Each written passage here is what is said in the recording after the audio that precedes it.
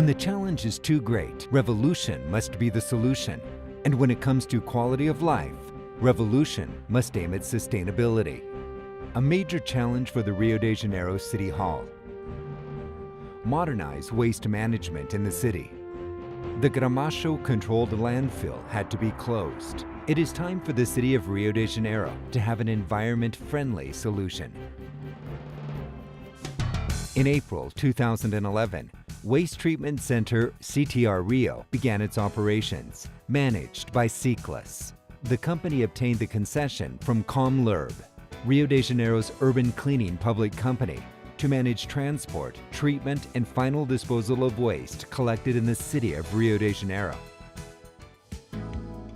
CTR, a private-owned venture, also receives non-hazardous waste from industries and private clients, as well as from other municipalities. Then, a true revolution started: the implementation of Rio de Janeiro's waste management project. CTR Rio is located in the city of Seropédica, and to optimize transportation of waste, the project also includes 7 ETRs, waste treatment stations in Rio de Janeiro: Caju, Penha, Marechal Hermes, Bangu, Tanque, Jacarepaguá, and Santa Cruz.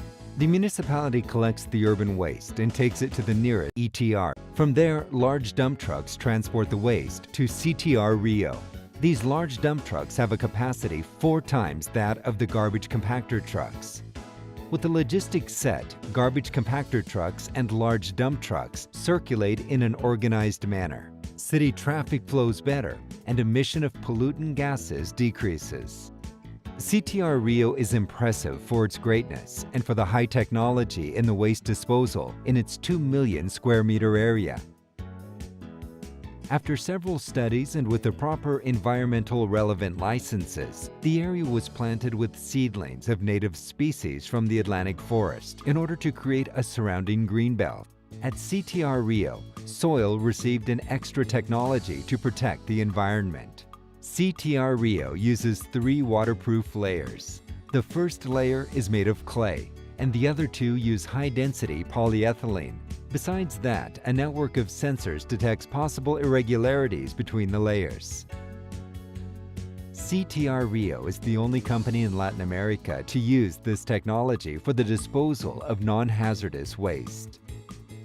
When garbage compactor trucks and large dump trucks arrive at CTR Rio, they are weighted and follow their way to the sanitary landfill, where waste is compacted and covered with clay.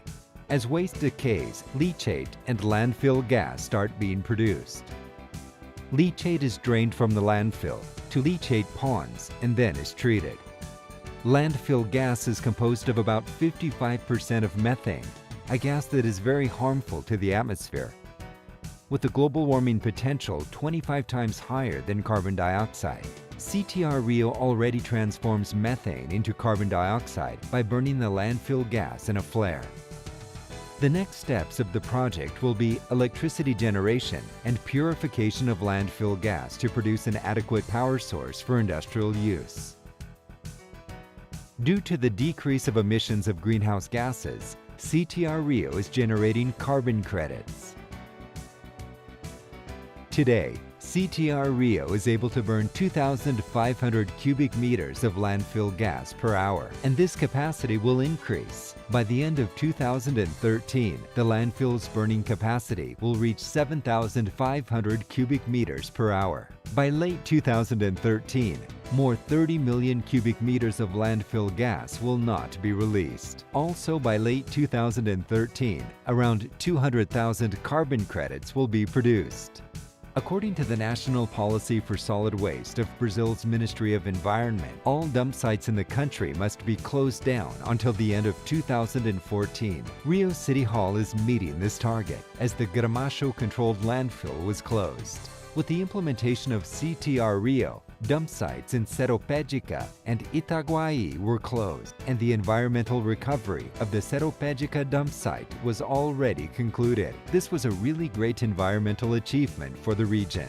Ciclus generated direct and indirect jobs and improved economies of the cities of Seropédica and Itaguaí.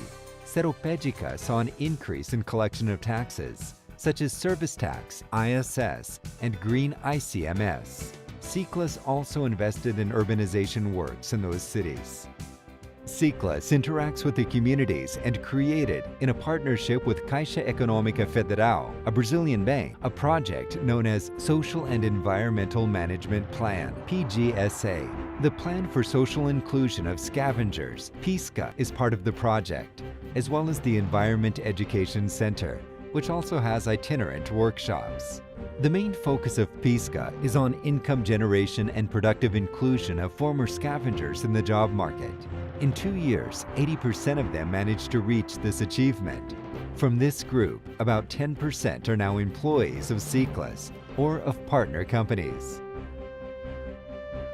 PISCA also held other actions: regularization of documents for members of the project, payment of an allowance, creation of a recyclables cooperative, and a women's association.